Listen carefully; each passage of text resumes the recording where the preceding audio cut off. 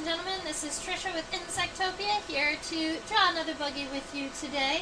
I don't see many of us hanging out in the waiting room just yet, but that's alright.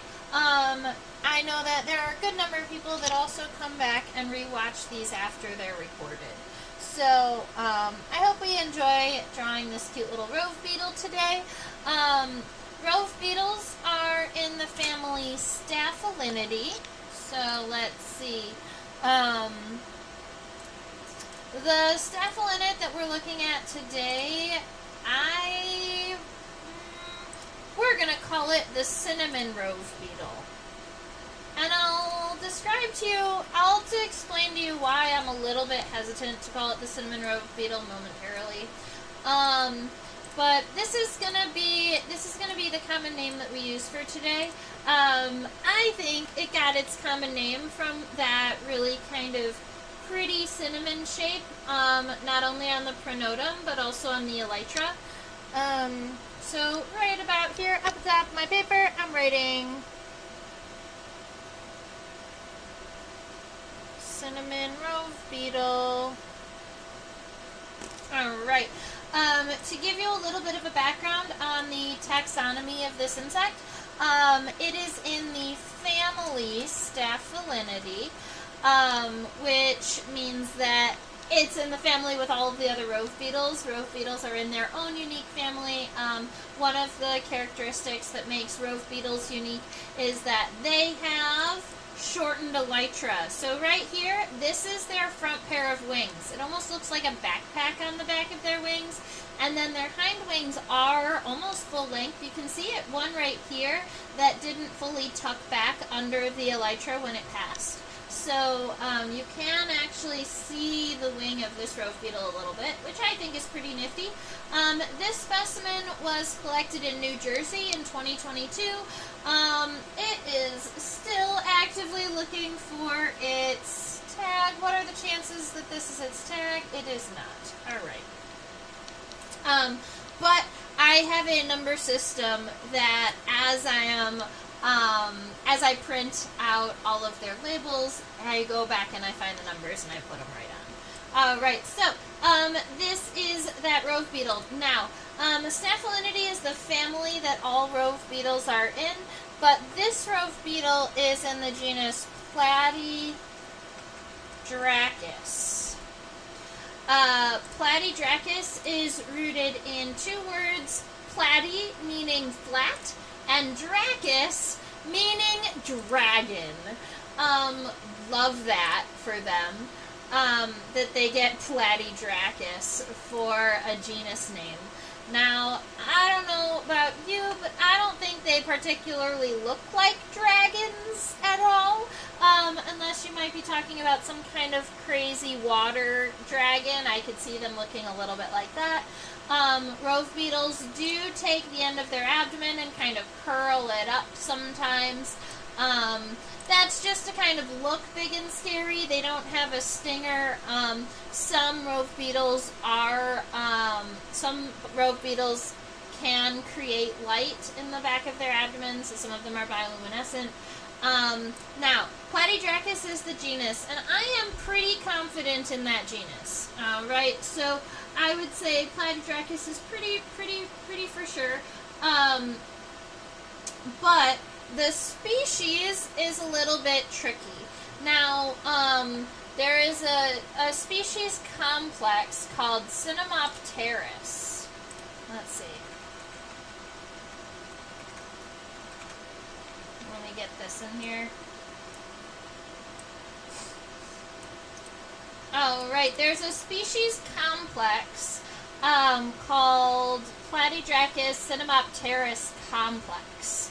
And a complex of species just means that there are multiple species that are all very closely related, and they are so closely related that their physical characteristics are pretty much the same, or there is enough variation in one species that it crosses over to the next species that even if you have some of the characteristics here, you could still be a different species. that's what we're dealing with here. So there are 3 species in the cinnamopterus complex, and I do believe that it is one of those 3, but they are all what Bug Guide says that they are all broadly sympatric, meaning that they're all from North America, and you kind of have to go through the full key to get it to go through. Now, funny enough, the Canadian Journal of Arthropod ID did come out with a Rove Beetles of Eastern Canada and the U.S., which is awesome because the keys that come out of that journal, I regularly use, and I know that they're generally really great. And Stephen Marshall is listed in these keys, and Marshall makes all of the big all of the really big insect books. So anyway, there is a key that I can use to identify this Rove Beetle, just that I have not gone about doing that just yet. I'm going to say we've got Platydracus, cinnamopterus. Let's see, cinnamopterus complex, Platydracus. And cinnama, meaning cinnamon, and then terus, P-T-E-R. Terra actually means wings, so that cinnamon in its name is referring to the color of the elytra. Cinnamopterus. And I'm going to write complex on my paper, just so that I know that there are 3 species in this species complex that it could be.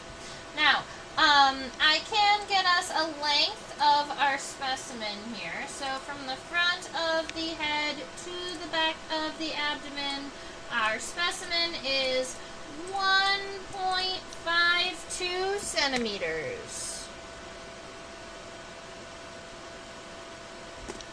That's its full body length.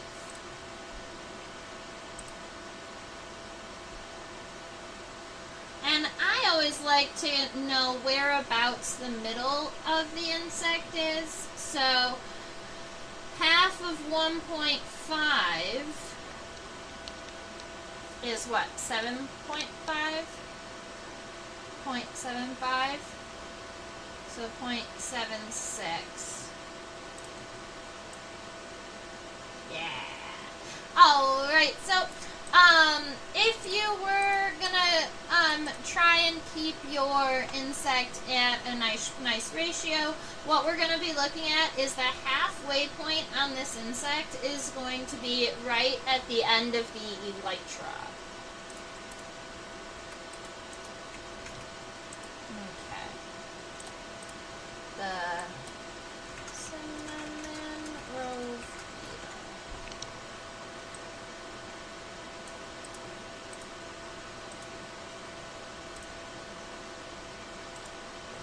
Hi Susan, welcome. No biggie. If you have any questions, you can go ahead and let me know. The full length of our specimen is 1.52 centimeters. It was collected in New Jersey in 2022, and specifically at the Palmyra Nature Center. That's where it was collected. Alright, I am turning my paper sideways, and then we're going to go ahead and get going. No. Let's see, how do we want to draw this beetle? I kind of wanted to draw it from a dorsal perspective. I had it tilted like this so that I could look at some of the legs before class, because I was attempting to identify this beetle. So I had it turned a little bit, but I think when we draw it, we should draw it from a dorsal perspective. I think that that's going to make it a little bit easier on us. This beetle's like, why should I hide my beautiful butt? Exactly!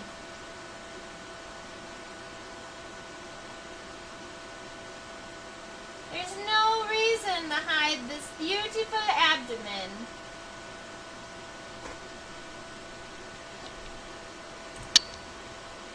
And I'm just turning it sideways because this is the way that it fits in its entirety on my microscope. And I'm going to break all of the rules that I have for myself, and I'm just going to turn the image.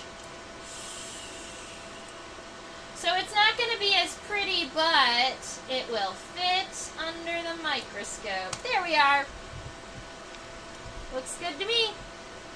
When we zoom in, I'll fix it. Oh, I do have a story to tell you. I thought that I lost this eraser. I also thought that it was so small that it was going to be gone forever, but I just recently found it. This L that is carved into this eraser, I remember carving it into this eraser in 1998. And it still works. Alright. Just a fun little story. Are the hind wings always exposed on these guys? No, the hind wings are generally not exposed on this Rove Beetle. It's just that when it passed, it didn't tuck its wing back underneath. So, normally, those hind wings are tucked. Alright. So, an eraser with history. Yes, exactly.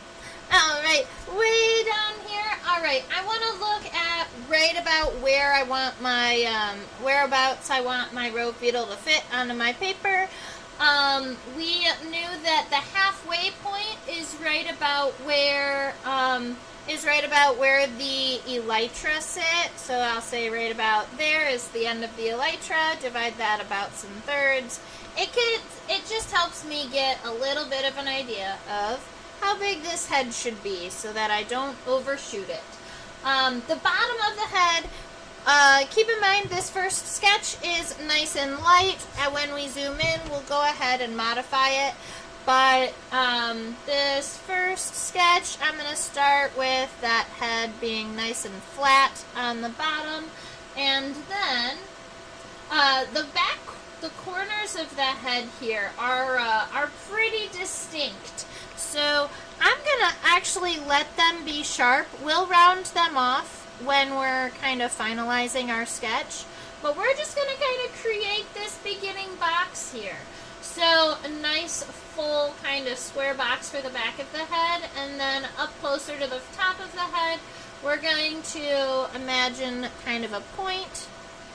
And we're going to go all the way up to a center point for the top of the head. And make sure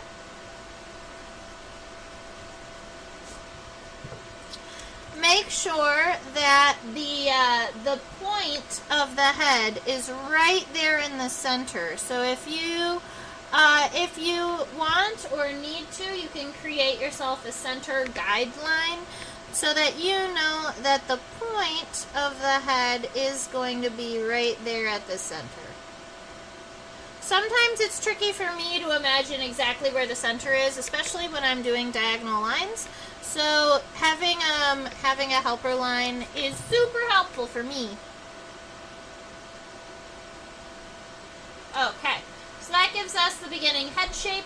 Right behind the head, it does not widely connect to the pronotum. You can see that there's a little bit of a neck region there. So we're gonna fix that. We're going to give it a little bit of a neck region. It looks like that it is approximately a third, maybe a little bit larger than a third.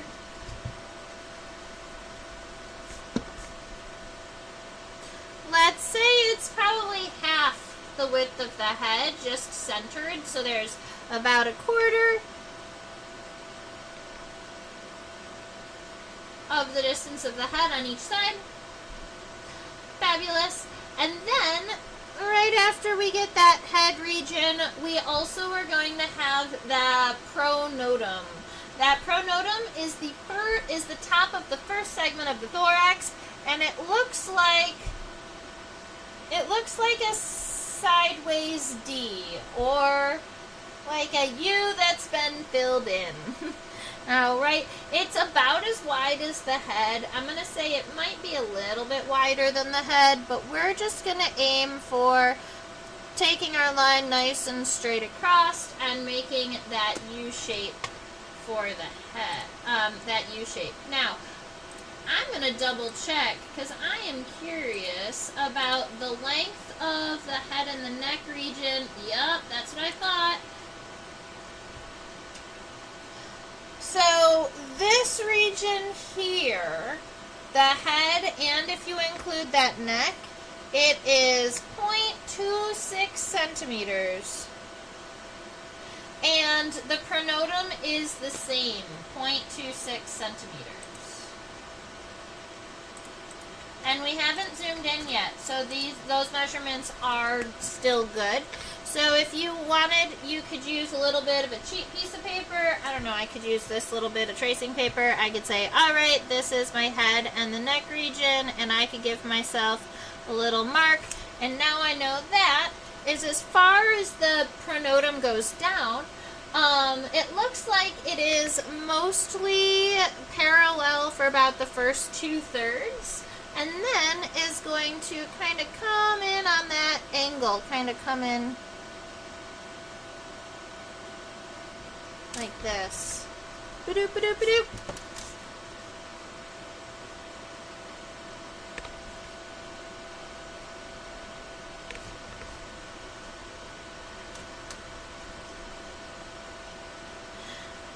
And we will be able to modify this once we zoom in. So I'm not going to make it just perfect right off the bat, but that gives us an idea of where we're going.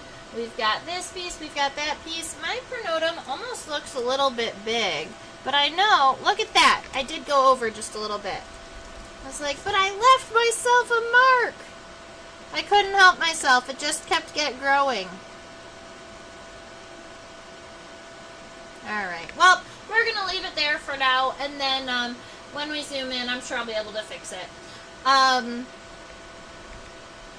So, after the pronotum, or this first segment, we've got the elytra next. So, for those of you who like to take notes and or label, this is how we spell elytra. Elytra are only found on beetles. Alright, the beetles are the ones that have the hard first pair of wings that we call elytra. You could draw a little rearing lion on the pronotum. Ooh, neat bug. Agreed, Avea. Thank you.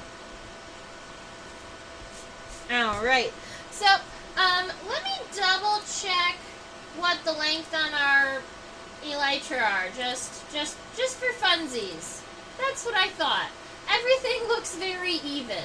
So, here is something I want us to kind of notice right here. The elytra also measure out at 0.26 centimeters, but it is not 0.26 centimeters from this point here on the pronotum. We actually have to go up to right about here where the pronotum starts to narrow, and that's where the elytra start. Alright, and right up there where the elytra start, from that point going down, it's 0.26 centimeters. So let's see. We're going to take from there, we're going to come down primarily parallel, kind of like this, and then we're going to round it over. Now, I'm just going to kind of go all the way over, but these are elytras, so it is split in half. Find that halfway point, give yourself a vertical line, and then right there at the end, instead of just meeting in a T, they do kind of round in each direction. So I just kind of rounded those off at the end.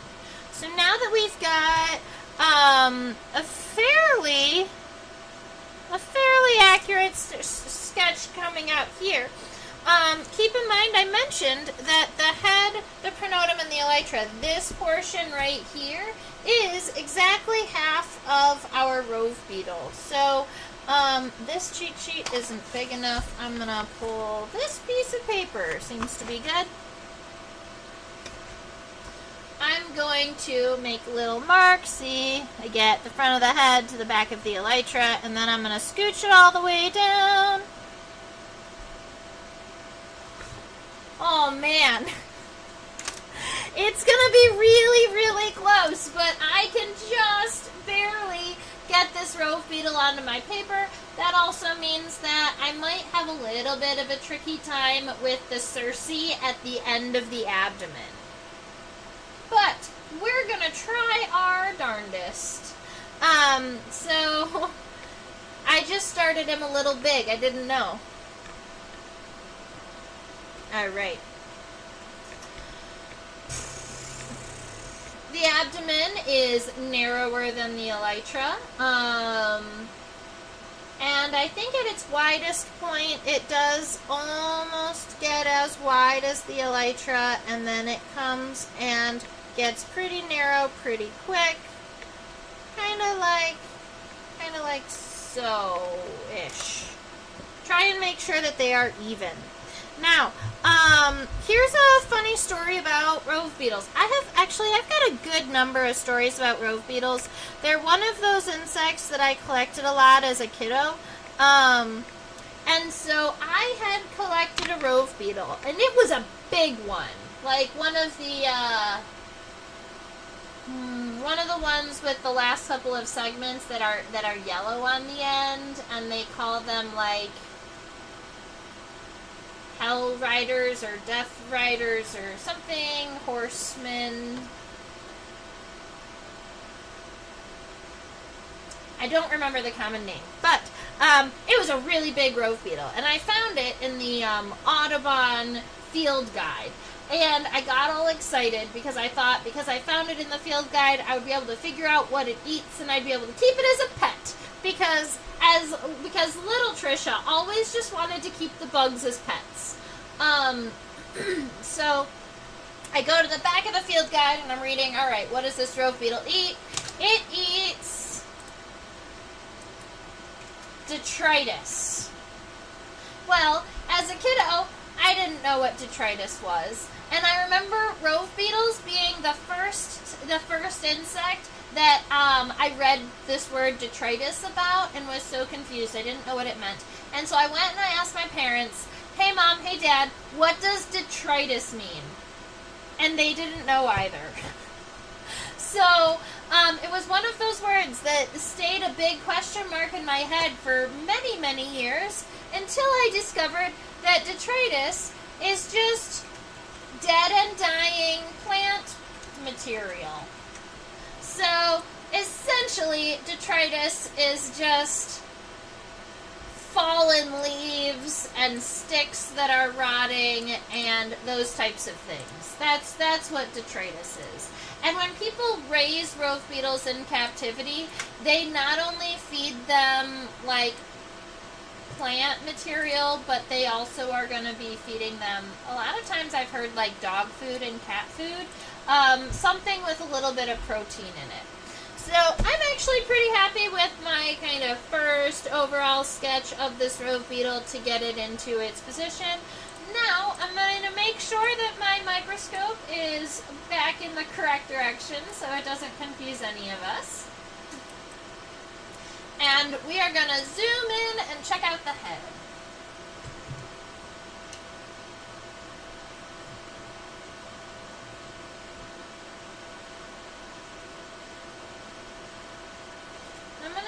The head is tilted a little bit down, so I'm going to scooch our specimen a little bit up so that we can be looking at this head from a true dorsal perspective. Needed to pick up its head a little bit. Oh, that's so cute!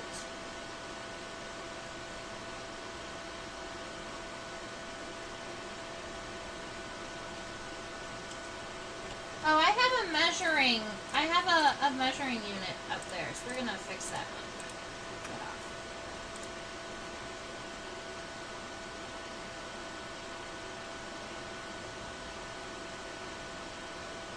I love the punctations on this Rove Beetle. Not all Rove Beetles are covered in punctations like this. Some Rove Beetles are glabrous or super shiny without punctations. I'm just going to go ahead and write cinnamon Rove Beetle up here and wonder why it just became a giant box.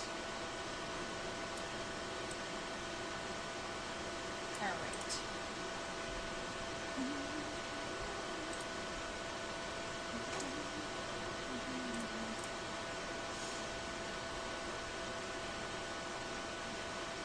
Entomology, a great way to learn new words. Exactly! Entomology is a fabulous way to learn words. And the entomology dictionary is bigger than the normal dictionary. So, you know, we've got so many words to learn.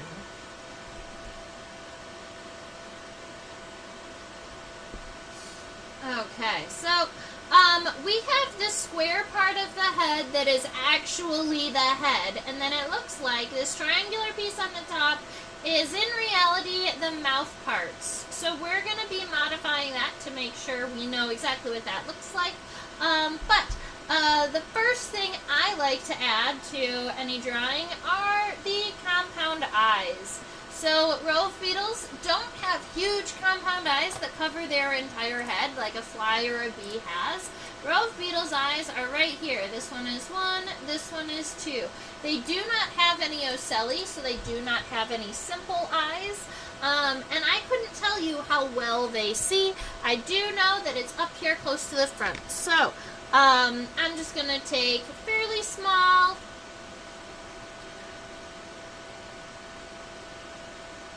right about there on the inside of my line, and then right about there on the other side.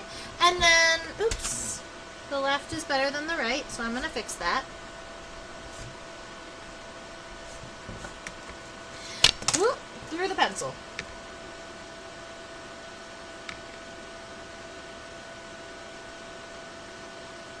Perfect. Alright, so now on either side, I like to go a little bit over the expected line, just so that the compound eyes look like they are expanding a little bit past the edge of the head. In this Rove Beetle, it is not much farther, so don't take them out too far, but I think that's about right, except that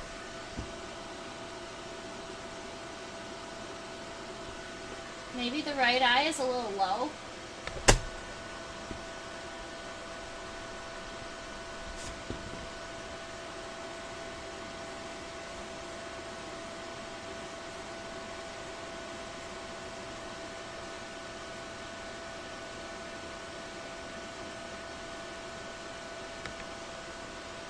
Better.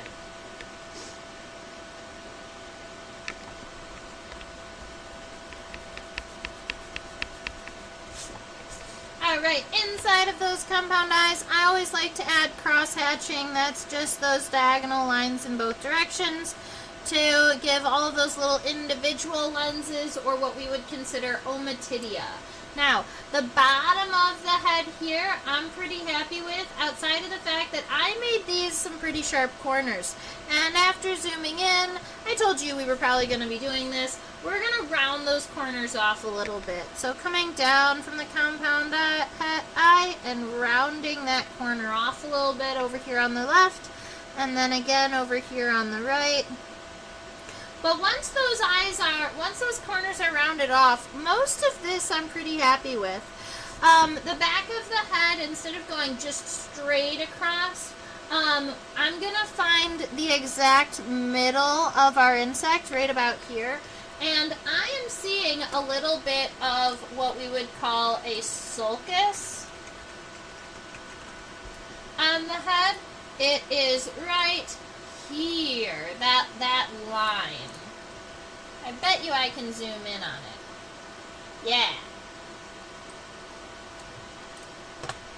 Right there appears to be A sulcus. So what is a sulcus? It is generally going to be found on the head of insects, and it's where the sclerite or the actual exoskeleton piece, instead of being flat, it has a fold in it. All right, so the fold creates a strong point there, but from the outside, it'll look like there's a little crease in it. A sulcus is the individual word for a sulci, which is plural. So the sulcus is right about here. It comes up right at that center, and then the head, instead of going straight across, it actually comes up a little bit to that line here. So I don't know about you all, but I think it looks just a tiny bit like a butt. It's kind of funny.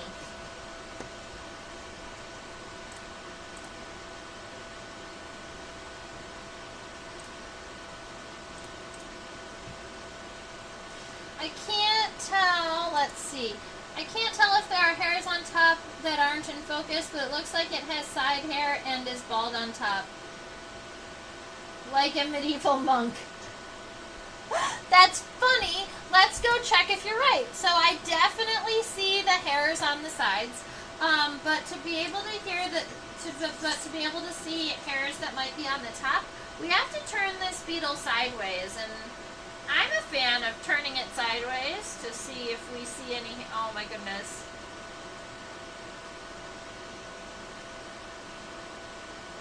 You're going to laugh with me, I think.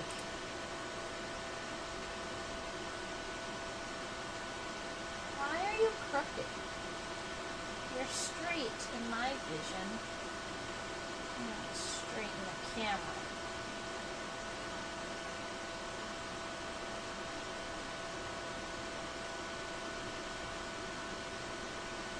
Camera's not straight today. Alright, so the head does have those hairs along the edges here.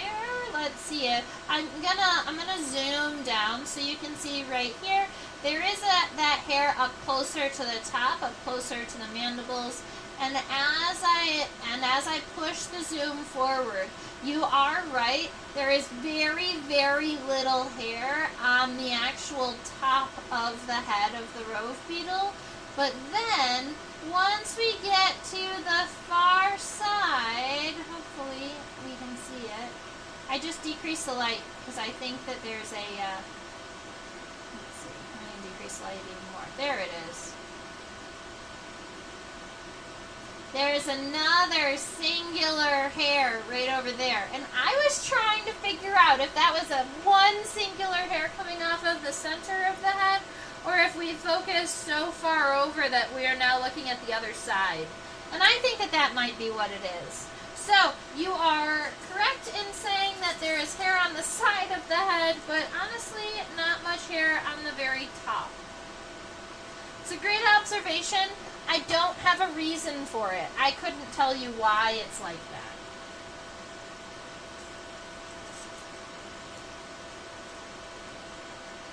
I guess you could argue that Rove beetles spend a lot of time kind of crawling in tight surrounded areas, and so maybe the hairs on the tops of the heads would be wiped off, whereas the ones on the side might be sensory or tunnels and things around them.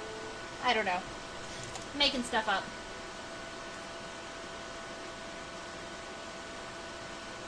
Alright.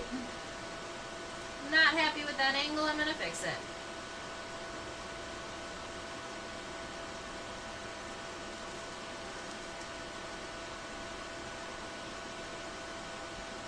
That's better. Alright, so we've gotten the back of the head all figured out. We were able to look at those hairs all over the sides of the head.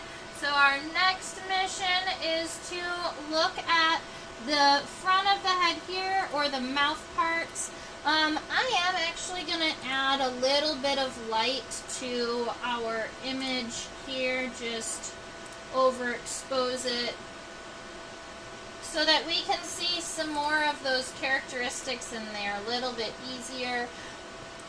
Okay, I'm happy with that.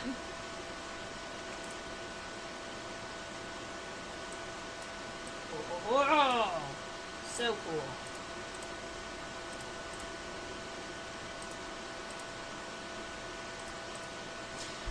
Alright, so for the front of the head of our Rove Beetle, we don't need this. Well, we might need that line up there, but we don't need it down here anymore.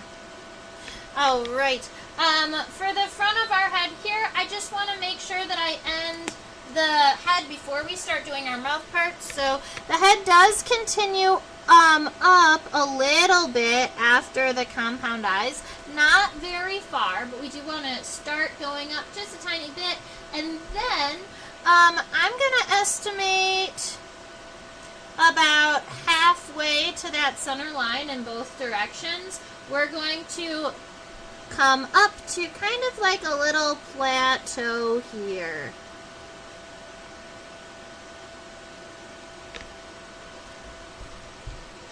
So we want to angle it up, find that center, and then come back.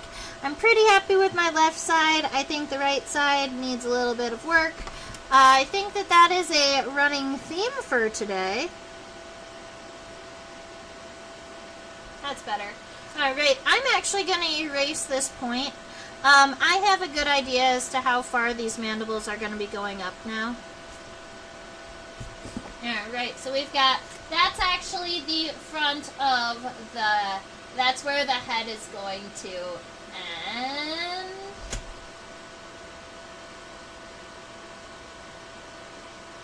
Kind of.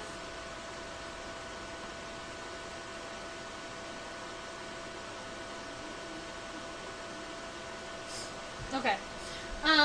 The antennal sockets are going to be right off of the edges of this, to the left and to the right. And then in the very center, you're going to see this piece here. It comes up, comes down, comes up, comes down. Now, here's something, here's a thing.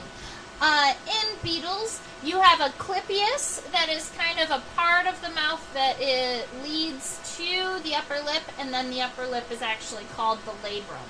And sometimes the clypeus is fused to the head, and sometimes it is not. And therefore, it leaves me in a state where I'm never actually, especially in some beetles, especially this one right now, I'm never sure if what I'm looking at is the clypeus or the labrum. I would say that if I was a betting woman, I would say that that's the labrum or the upper lip of the beetle. There's a chance that it's the clypeus. I'd have to look it up. All right.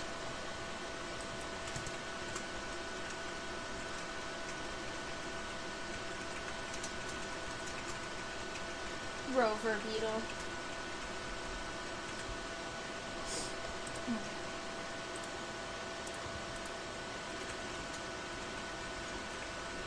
I'm going to look it up because it's going to bother me if I don't. Sorry, guys. Give me 2 seconds while I get Rove Beetle anatomy pulled up.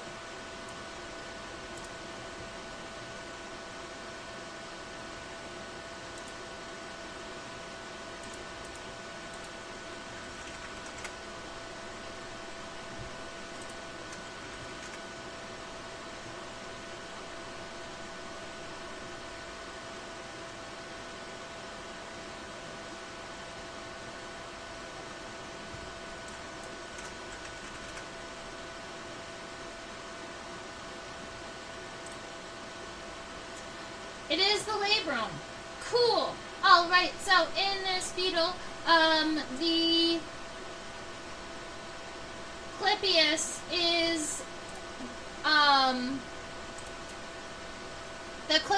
is this region of the head. It is molded to it. So that little M shape, my guess was correct. That's the labrum. Sorry, y'all. Sometimes, I'll admit, sometimes anatomy is trickier than other times. It's a friar tuck beetle. Cute. Alright. So right here in the very, very center, I'm going to add that labrum. It comes up like this and then comes back down and then comes up like this and comes back down. Cute little M here. And then it has that really beautiful golden CT all over underneath the labrum there and above the mandibles. I think that that's beautiful. I'm sure that it is helpful with the eating process, making sure that none of the food comes up on top of the head and kind of keeps the food down there at the mandibles. I'm sure that that's kind of very, very helpful for them. Now, the mandibles are going to be starting way back here and way back here and coming all the way up. Keep in mind, right out here, that's where the top of our head was. That's the spot we're aiming for. So, connecting our mandibles from here all the way up to the top. The one on the left is on top on our specimen, so the one on the left is the one I'm going to do first. And then it's going to come all the way back down to right about on the other side of the labrum, and then it cuts down into the head, right about there. And we're going to do that same thing on the other side. Going to pull it over, and then right about like so. Those are our mandibles. And then there are the antennae. So, the antenna of this Rove Beetle, I've got to zoom out to see them in its entirety. And of course, they're not going to be on one plane, so I'm going to turn our specimen so that we can see the entire antenna and focus at one time.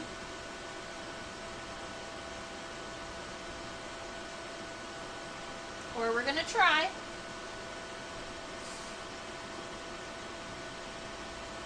Need a little bit more light.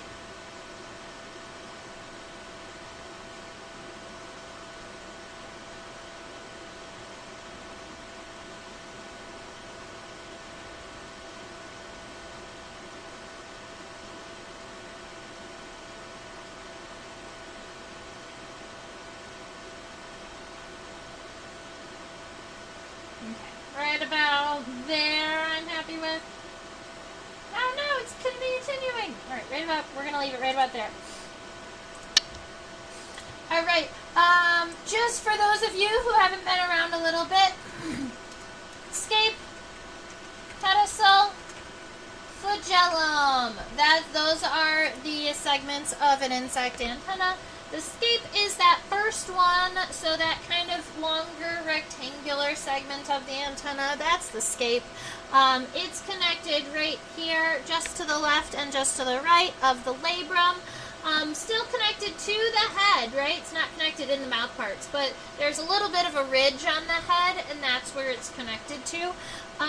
This first rectangular segment comes out, and it gets to be just a little bit longer than the mandibles here. So it might be helpful for you to erase a small region of your mandibles and then add it back on after you get this antennal segment.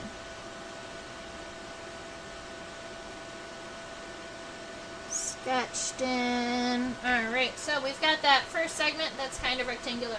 The pedicel is a little bit triangular. I would almost say that it looks like a kind of a bent ice cream cone. Alright.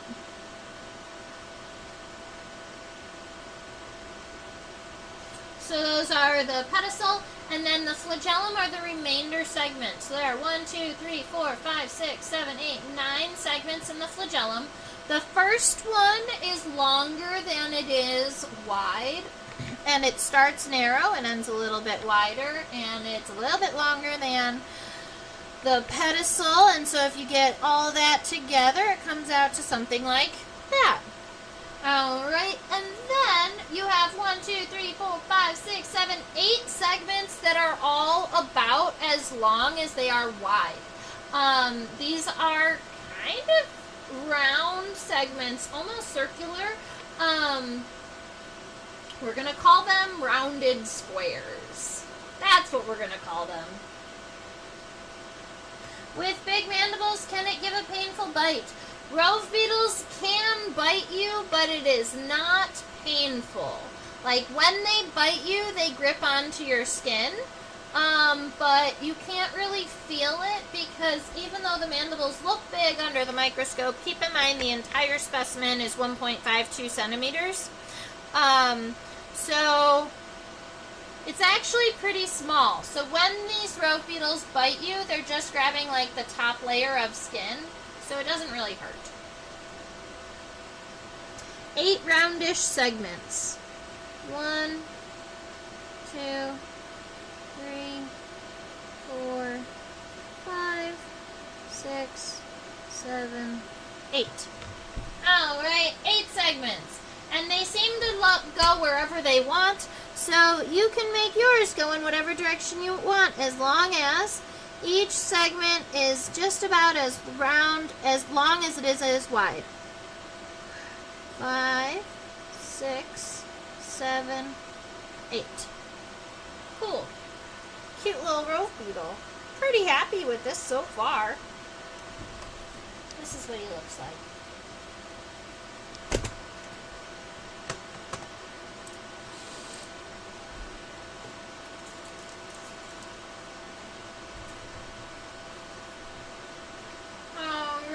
After we have, where did that line go? I was not imagining it. That line did exist.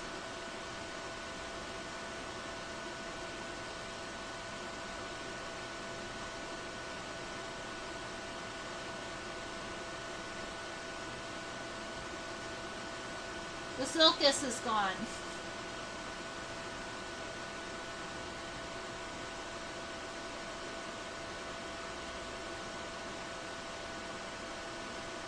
It must have been a light, a trick of the light.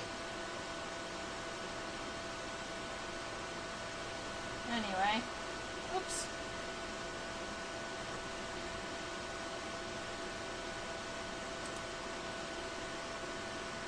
Oh, come on, Rove Beetle.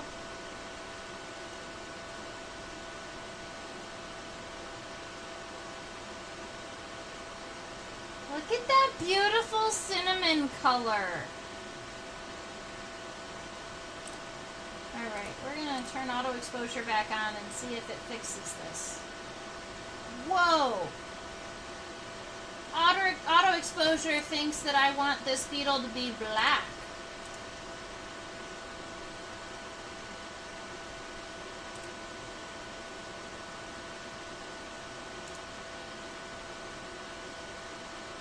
That's about right. Okay.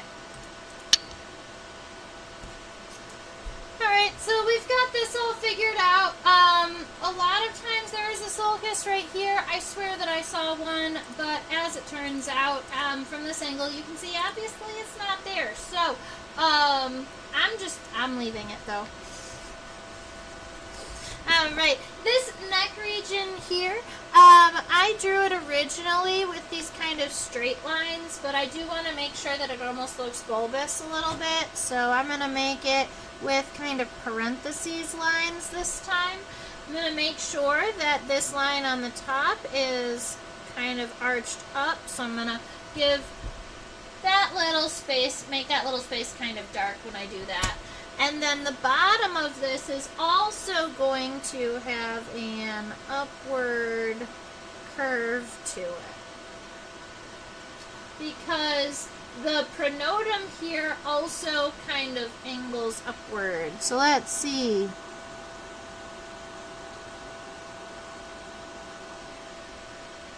Got that coming across. And funny enough, I think that my head, oh, never mind, my head stayed pretty much the same size. Okay. The corners on the pronotum are pretty pronounced, so I don't want to round them off too much, but you know, they are not sharp points. So rounding them off a little bit, but not a whole lot. Now, I think what the problem was on this pronotum here originally is I made this point a little bit too, let's say, pointy. So I'm going to try and bring this pronotum out and make it wider, kind of like a really wide U rather than point. That is a much better shape. Okay, so now that I've got an idea of the shape, I'm going to come back in and put a nice dark line here. Super happy with that pronotum. Alright, and then right there down in the center, we do get, is it a soul? Guess this time, or is it just a region of the pronotum without punctuation? I believe that space is not an actual crease or a line in the exoskeleton, but there is a region right here in the very center of the pronotum that's in like this region here that's glabrous. So it's not punctated. It's very shiny.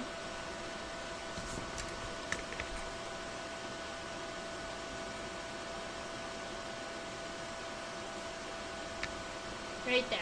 That's glabrous. All of the rest of it is punctated. Punctated? Has punctations.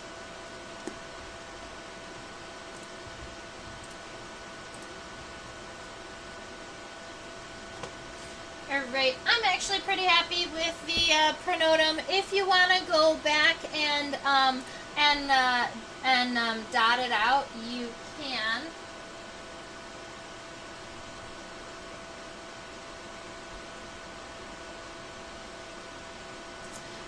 After the pronotum, we get the elytra punctificated. I love it, Susan. You can make up words with me.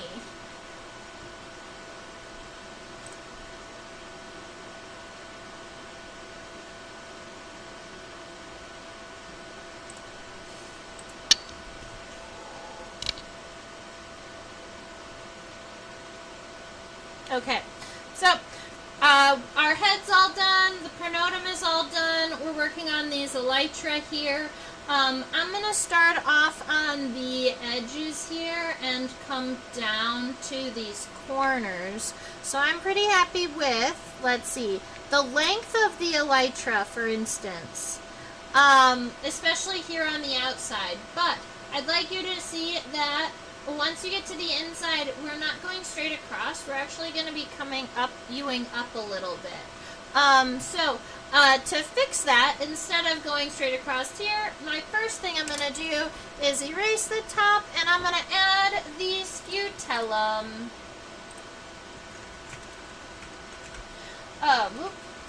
The scutellum is this little triangular part up here in between the elytra. So we're going to say right about there, that's our scutellum. And then the center of the elytra is going to come down like so. Now I have a couple of lines. I've got the bottom of this point, and then I have where the elytra end on here and here. All three of these are fairly aligned all the way across, and now I just want to make U shapes that go from the center to the outside, but I want to be heavy at like the 2/3. It's not an even arch. So what I mean by that is we're going to take from here, we're going to come out and back up. So we're making that U shape, but instead of it being a center, I want it to be the lowest point to be kind of at that 2/3 mark.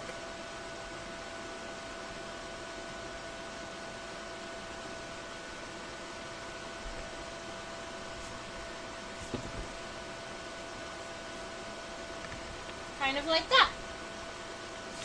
There are lots of hairs all over the elytra, especially down here at the very bottom of the elytra, and the punctations are definitely throughout.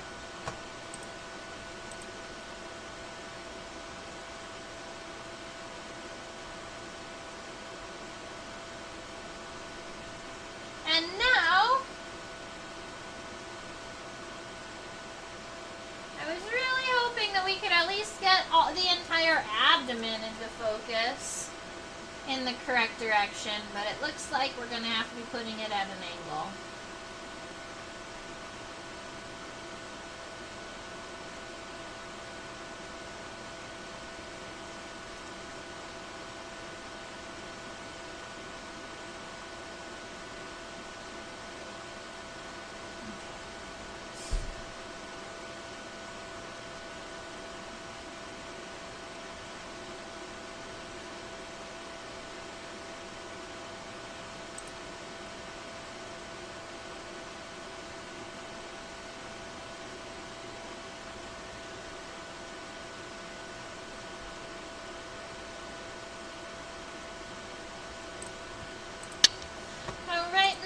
Looking at the abdominal segments of our cinnamon rove beetle.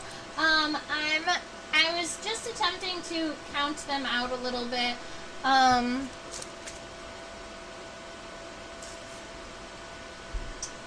So we're going to count 1, 2, 3, 4, 5, 6.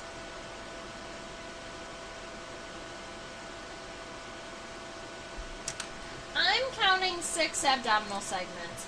There is a chance that this little piece here is a short abdominal segment, and if it is, it would be 7. So this little sliver of a 1, 2, 3, 4, 5, 6, 7. Sometimes this little point at the end counts as a last abdominal segment, so if you count the little one in the beginning and the little one at the end, could be 8.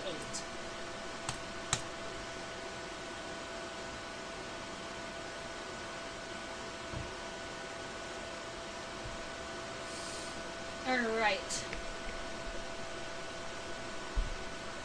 So I'm going to just go ahead and assume that we're gonna go with 8 if you include that little the little itty bitty one at the very end, and I will be zooming in to see if there is a new sclerite at the end. But I believe this beginning one is an abdominal segment because sometimes those segments are tucked underneath the elytra just a little bit. So if we see the end of it just coming out barely after the elytra, I think that it's a legal abdominal segment. Can we tell where the thorax ends by looking from the side? Yes, we can. Let's go check it out. Because you're right, that segment could be the end of the third thoracic segment too.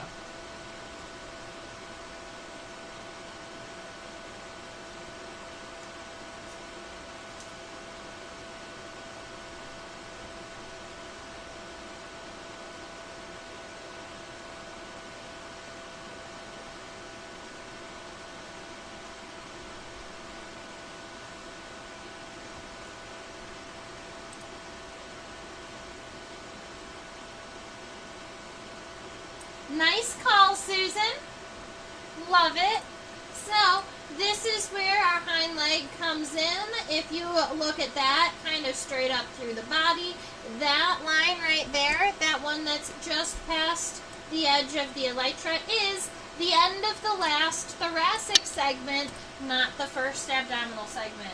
Good call, Susan. So, we're not going to consider that one a 1. But it is still a segment that we kind of have to draw in. So, it gets to stay in the sketch, it just gets a different name.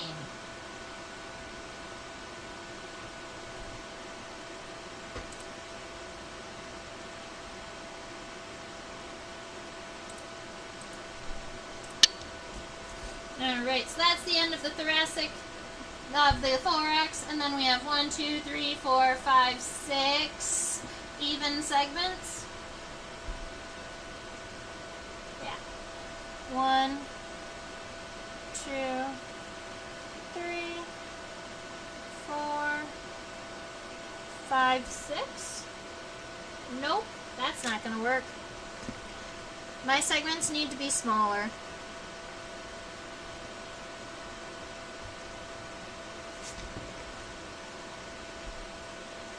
One, 2, 3, 4, 5, 6. That's better.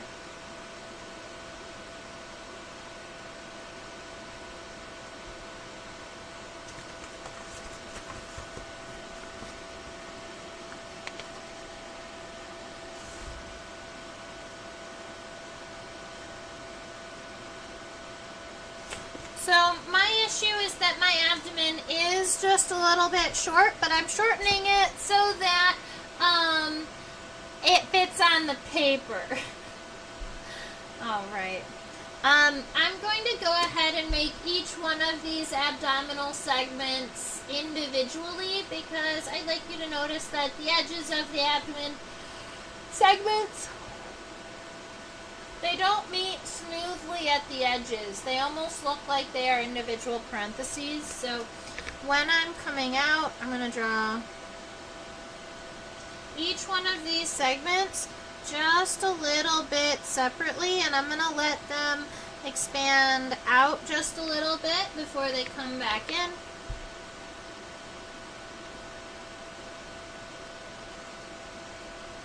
It appears that the first,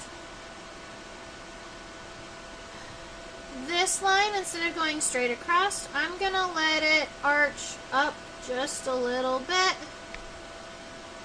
and it should be even.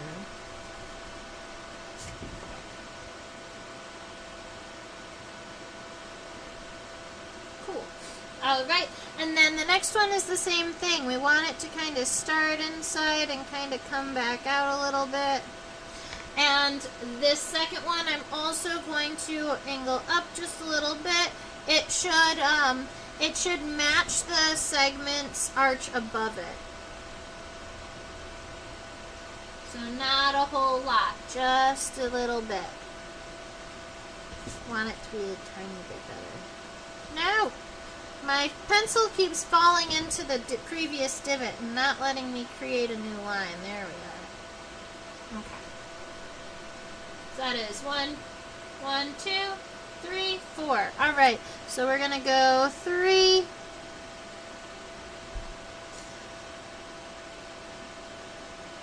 and 4,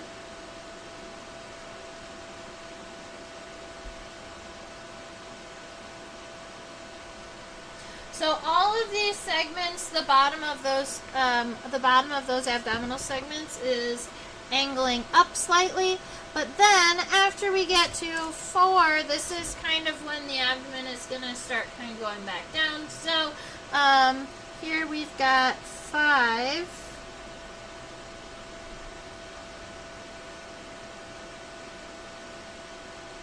Just going back and fixing some of these lines. Is straight across.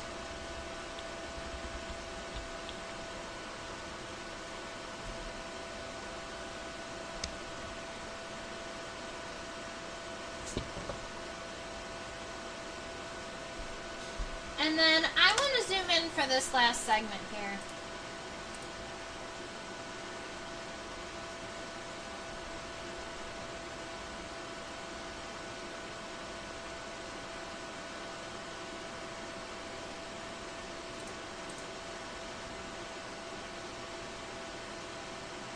Cool.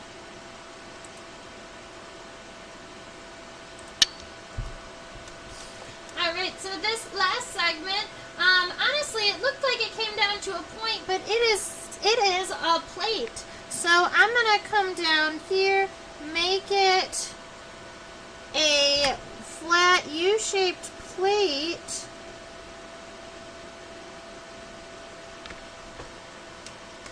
And then those two appendages off to the left and the right that have all of those hairs. Those are Circe, spelled not like the Game of Thrones character, but this way. Circe is plural. A singular one of those is called a circus. Not spelled like a circus, spelled like this. Oh. All right, 1, 2.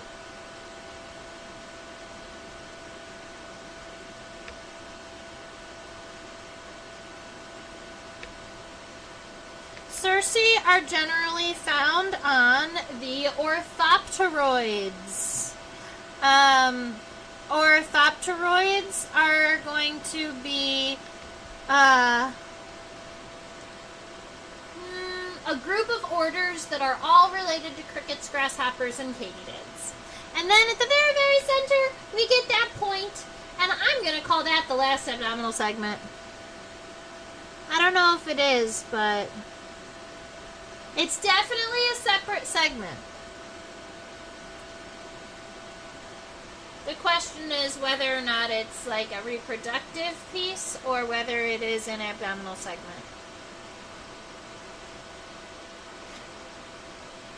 I think our Rove Beetle is looking pretty darn good. Alright. I want to zoom out just a little bit because I did want to spend a minute observing the colors on the abdomen. I was thinking I might shade it in just a little bit because I like the striping on the abdomen. I think that it's pretty cool that the centers of the segments are really dark and then it fades at the edges to being really pale. So I'm going to add just a little bit of graphite to the center of the segments, and then I am going to smudge it out and hopefully create the same effect. That's the goal.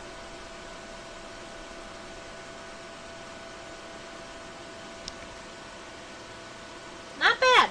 And then I'm going to erase on the edges so that you can't see the shadowing.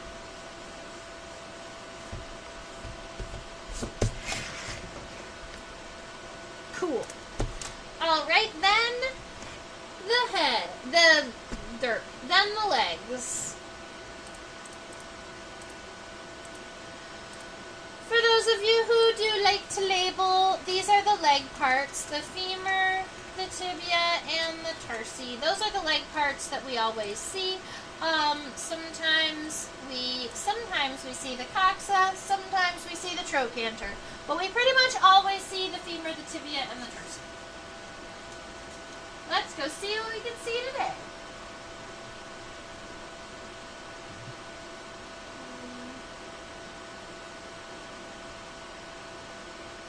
Oh, well, the front leg is really cute.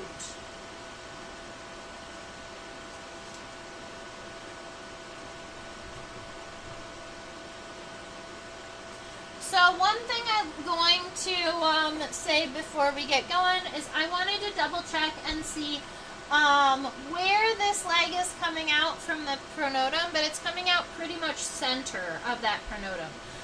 We're not going to be able to see that from the angle that we have to view this leg from. So I wanted to double check that before we flip this beetle upside down. And I think this is going to be the easiest. Oh, wait a minute. Nope.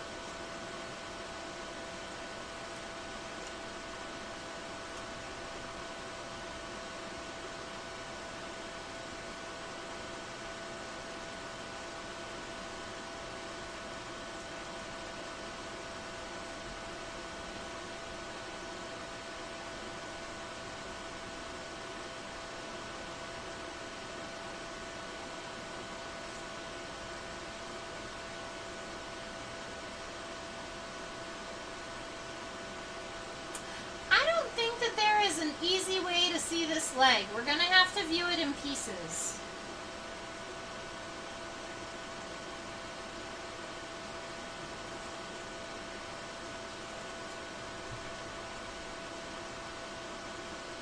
Oh, we're getting there.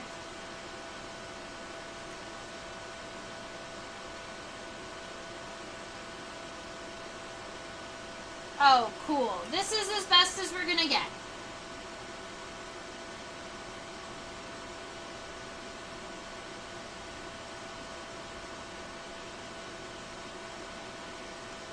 And we will change the focus as we move down the leg.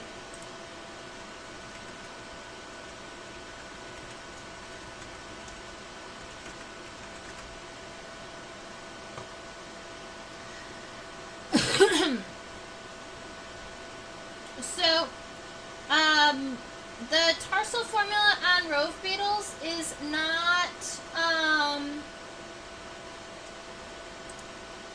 not diagnostic.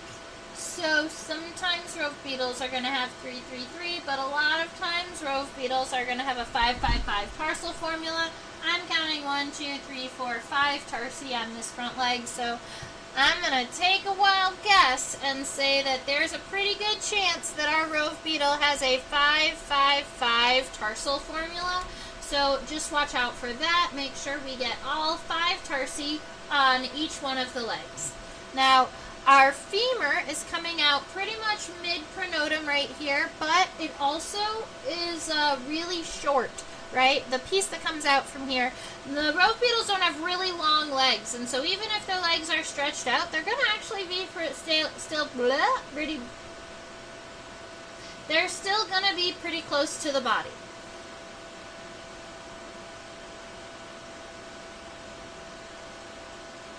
So that's how I'm going to be drawing my femur, kind of coming out right about there in the center of the pronotum. The tibia is coming forward. It looks like the tibia ends right about here, kind of like at the base of the head here. It does start pretty narrow. It gets wider at the end. A lot of tibia do this, kind of like a pair of bootcut jeans. And you've got the end of the tibia here. Now, on the outside of the tibia, let me see, I'm actually going to finish this up first. There we go. And then on the outside of the tibia right here, we have 1, 2, 3, 4, 5 spines right there at the very end.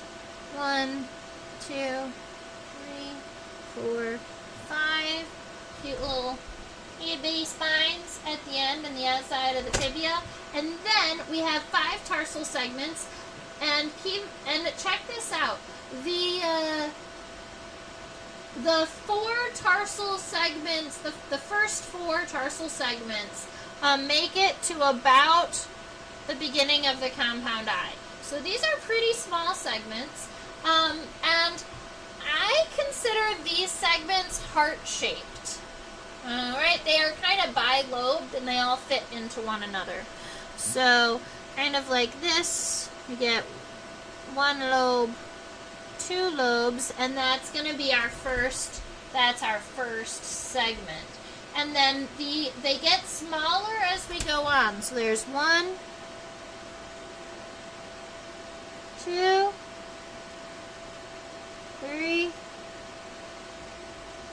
4. And like you see there, they get smaller and smaller and end right about at the end of that, at the beginning of that compound eye. And then we get that last raindrop segment. It's going to be kind of like that. It's approximately the length of the last 2 segments put together with the cute little claws. And that gives us leg number 1. Leg number 1 may have gotten a little wide for our Rove beetle, but I'm okay with it. Alright, let's look at the middle leg. Ooh. The middle leg has much more spine happening on the tibia. Ooh. Okay. I just found an insect pin with my foot.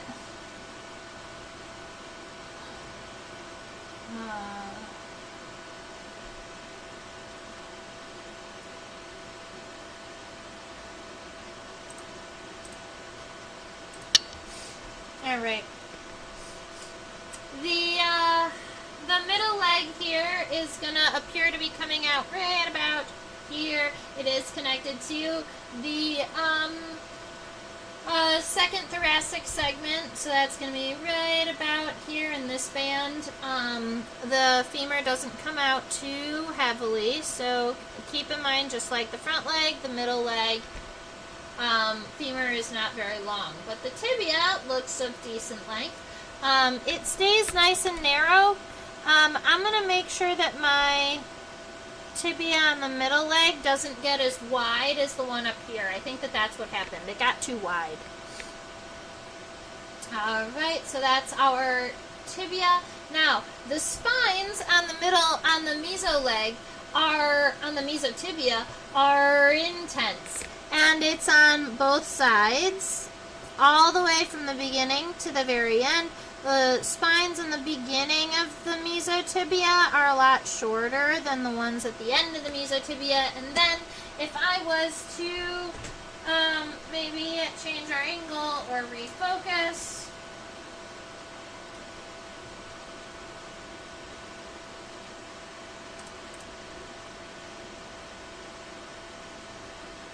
you'll see that there is also a ring of tibial spines at the very end of the mesotibia.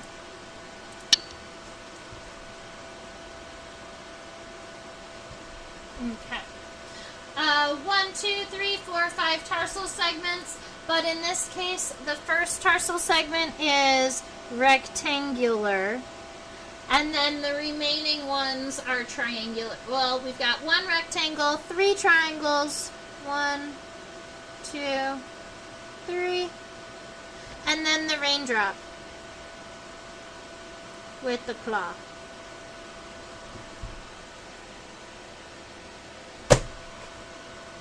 Alright, that's our middle leg.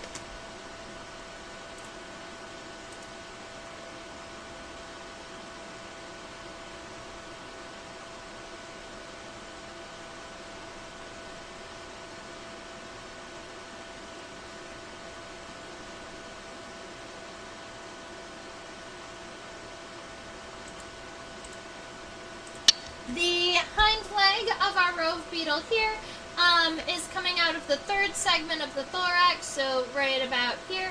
The base of the hind leg is at this point, but if it is angled backwards, it's going to kind of look like it's coming out right around here.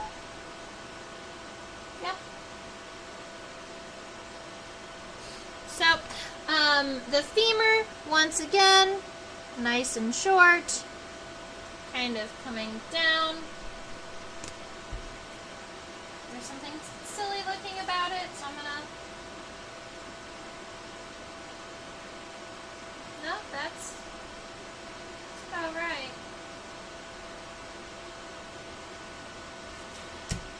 Oh, I see. The hind leg is longer than the other ones, so the metafemur is more visible than the pro and mesofemurs. So this is our view from the top, and we can see the leg decently from this angle, so I'm just going to show it to you. It's coming out a little bit higher than originally I had put it, and I'm going to say that it's coming out right about there. That's a happier place for it. The tibia comes down and it reaches all the way to the end of the abdominal segment number 2. So kind of like that, but less silly. It needs to get a little bit wider at the end. There we go. Alright. That works for me.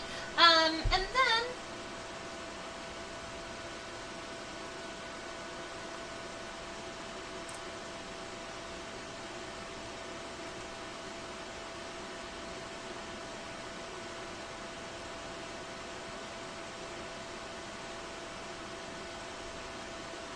the tibia has a series of spines that gets larger towards the end.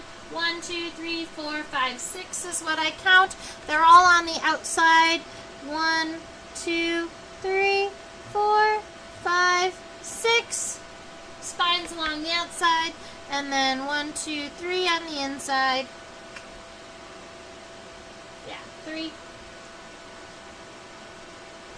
And our tarsal segments for the metatarsi, you still have 5.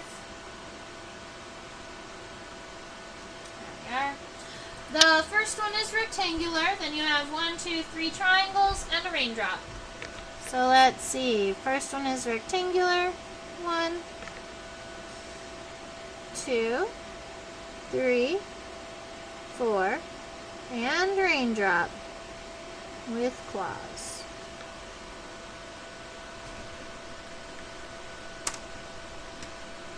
He's so cute.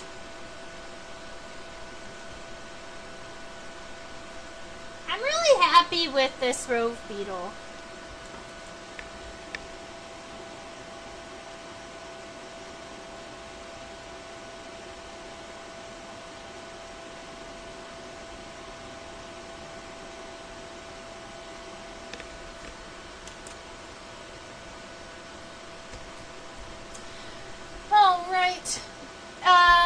Do we have any final questions about our Rove Beetle? Any other places on the Rove Beetle that we would really like to see, really like to look at before we go today? I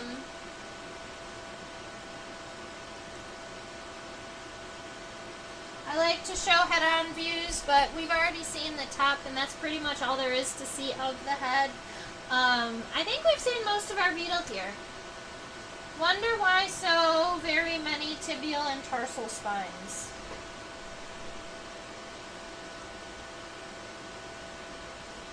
I think that you find a lot of the tibial spines in insects of one of two natures. One being they're using those spines to defend themselves, and 2 being they use them to help them kind of push substrate around because they dig. And I'm going to say that Rove Beetles fit into that second group, that they just spend so much time kind of under leaf litter and underground and digging around in detritus that those spines on the legs probably help them push past, around, and above, and like kind of help them dig underground.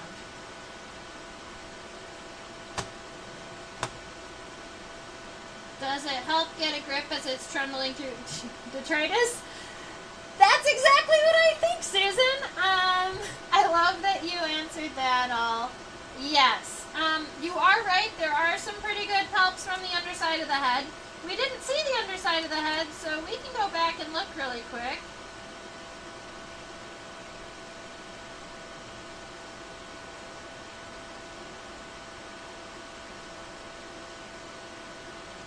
Odd, though.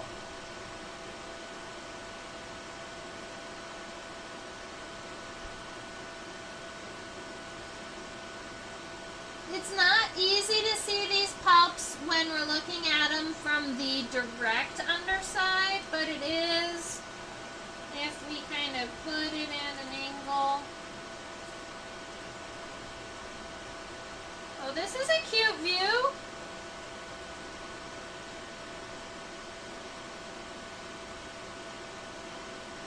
Look at how cute it is. He's squished.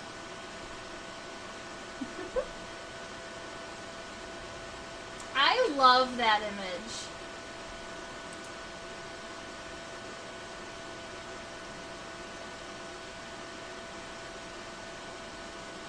Third category, dragonflies with extra long tibial spines because they look awesome.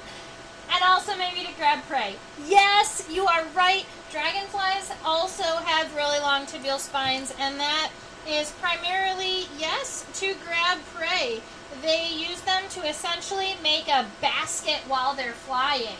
So if they hold their hind legs like this, their middle legs like this, and their front legs like this, and they've got those spines all the way throughout, they kind of interweb with the legs, and they make a little net that the dragonfly will use to swoop around and catch its prey.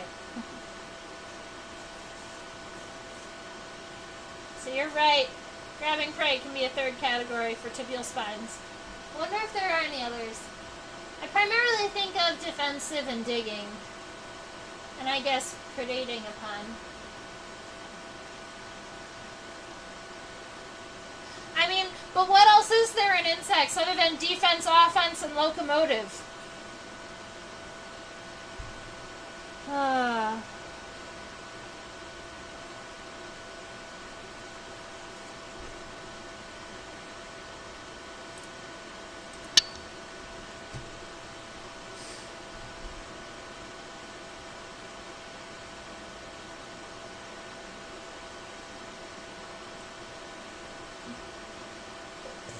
Excuse me. So this is my Rove Beetle in its entirety, Platydracus, cinnamopterus complex. Keep in mind the complex is there because it is one of 3 species in the complex, but there, as far as I saw, I'm not sure exactly what the characteristic is that separates the 3 of them, but I don't believe that anybody knows at the moment. The entire specimen is 1.52 centimeters long, and that is our friend. So cute.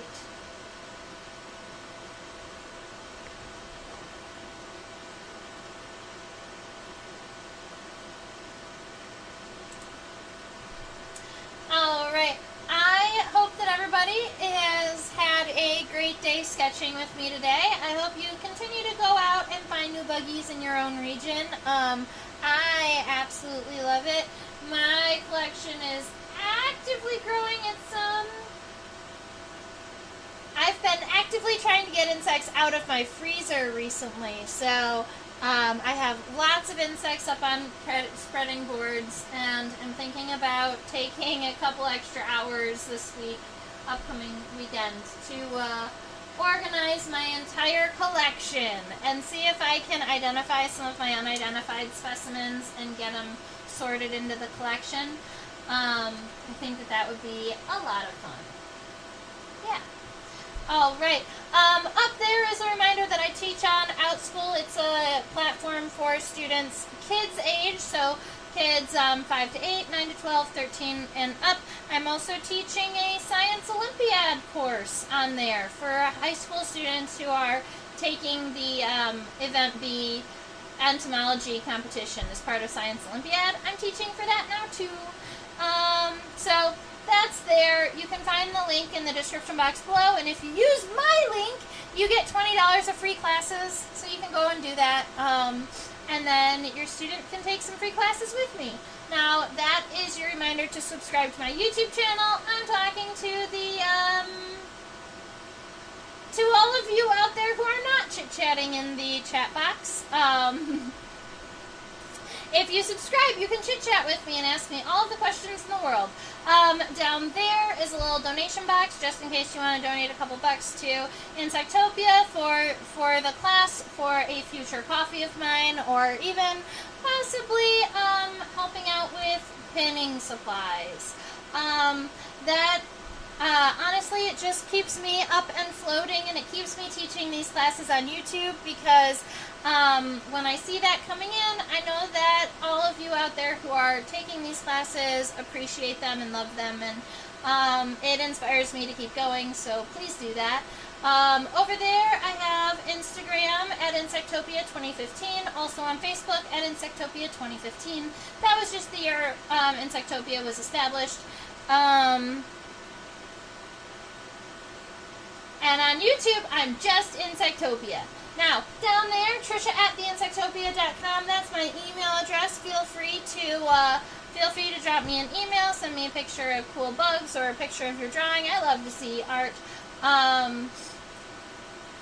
Would you want to do a live stream pinning session, though I'm not available this weekend? I've honestly considered it, Susan. I